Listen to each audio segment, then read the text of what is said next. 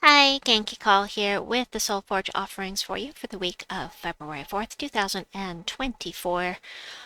Oh, there's a couple good things in here. Nothing really significant here in the summoning stones, but as far as mythics go, we've got some good stuff. I'm gonna go ahead and show you the voice of Orpheus, not generally considered meta. However, um, don't really pay attention much to his spell. Damage to an enemy boosted by all ally mana. Cleanse all allies, then give all other allies 5 mana. The cleanse is nice, but what's really nice about this troop, cleanse all allies when matching yellow gems.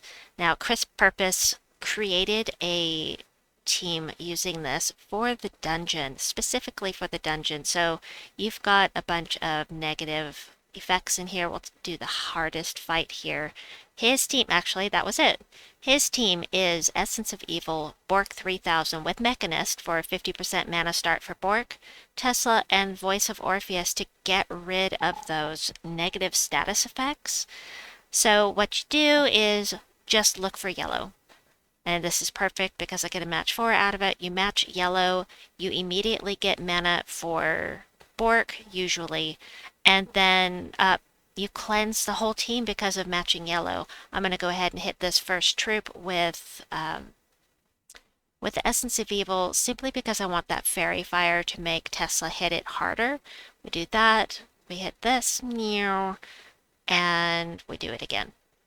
So that's what Voice of Orpheus is most used for me. Actually, this is the only team I use Voice of Orpheus for. So I will put that team code in the description box below, and it is from Crisp Purpose.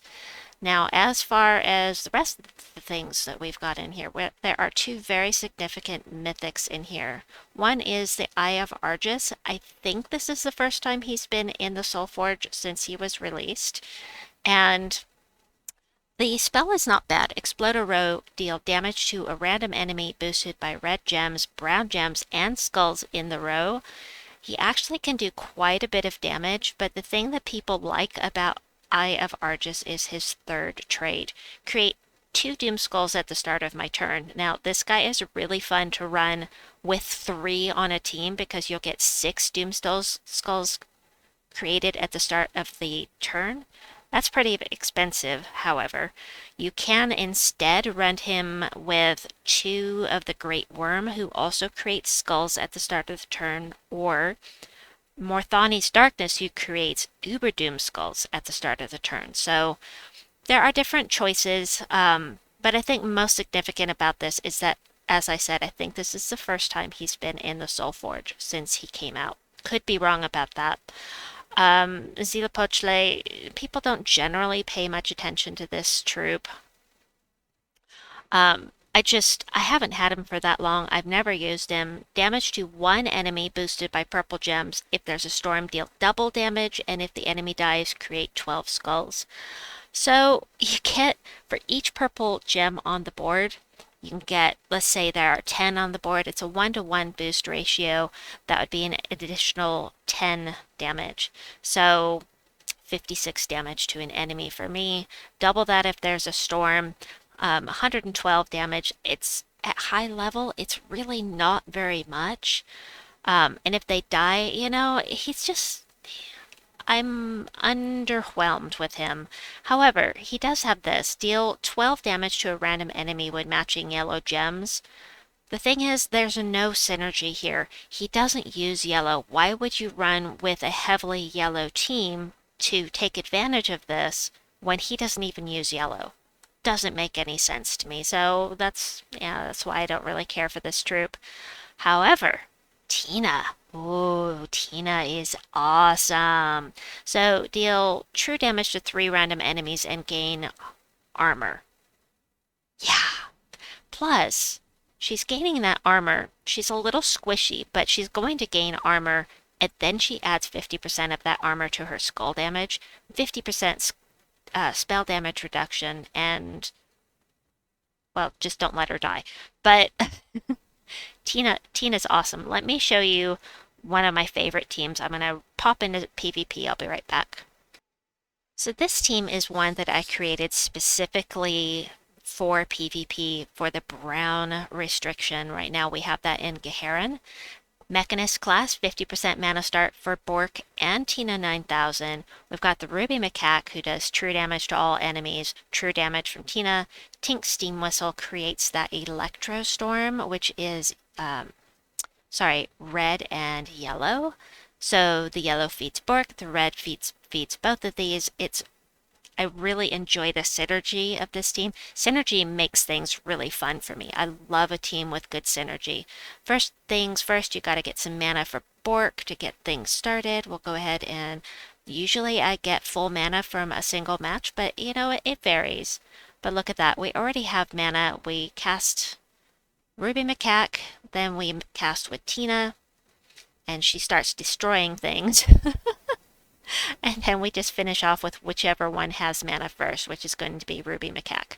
So, of course, you can use something besides Ruby Macaque, hopefully something with true damage. You could use Life and Death, you can use whatever you choose. But anyway, there's that team, and I will have that team code for you, hopefully in the comments and in the description box below. Anyway, let's move on to weapons, heading back into Soulforge. Soulforge! I miss you, Rel. I heard Rel is back, by the way. I heard Rel is back. He moved, and that is why he wasn't around. Anyway, as far as weapons go, if, you know, it's already Tuesday, you may already know, oh, Doomed Crossbow is one of the good ones. Oh, but let me move aside. The new one, the Doomed Volg. I don't know if I'm pronouncing that correctly. This is in the Tower of Doom shop. If you're going to be participating with the Tower of Doom, buy it in the shop. Those gems are a lot easier to get than diamonds, so don't spend 800 diamonds on this and then then go into the event and see, oh, you would have gotten it anyway for your gems. That aside, let's go here and see what you can spend your diamonds on, and Doomed Crossbow is one of the best, in my opinion. Definitely one of the best doomed weapons because it creates doom skulls. Now, it's not used that much, but it does transform blue gems to doom skulls, and even if you don't have it tempered, it's still powerful because it creates those doom skulls. Really like these doom skull creating doomed weapons. Super nice. Jack-o'-lantern is Scythe McScytheface. I love the name of that. Anyway, Jack-o'-lantern, it's okay. Inflict 1 to 4 status effects on an enemy. Explode 4 gems of one of their mana colors. It's okay. I do enjoy the negative status effects on the enemies, but you know, of course, there are better weapons. Essence of Evil. But this one does use red and purple. So if you can't use Essence of Evil, which is green mana, anyway, up to you. Next up, we have one of the 75 diamond cheapo ones, Scythe McScytheface. Scythe McScytheface is going to, you choose any color you want, explode 4 gems of that color, deal damage to all enemies of that color. So if you're fighting in Guild Wars or something, they're all using yellow, then you do damage to all enemies that way. But, you know, it's a cheap weapon. It's great to make sure that you don't get weapon blocked in any kingdom because it is a hard counter to getting those power levels up. I always recommend crafting something to make sure that you don't get power level blocked. Next is the Sickle of Sin. The Sickle of Sin is going to do damage to an enemy boosted by Sin of Mirage allies, then create a mix of 6 red and purple gems for each Sin of Mirage ally. Scythe of Sin is another cheap one. This one is going to remove all red gems. No mana for you, but also they can't match red. Deal damage to an enemy boosted by the gems removed. If the battles from Sin of Mirage or the battles in Sin of Mirage, deal double damage. Next up is the Keystone.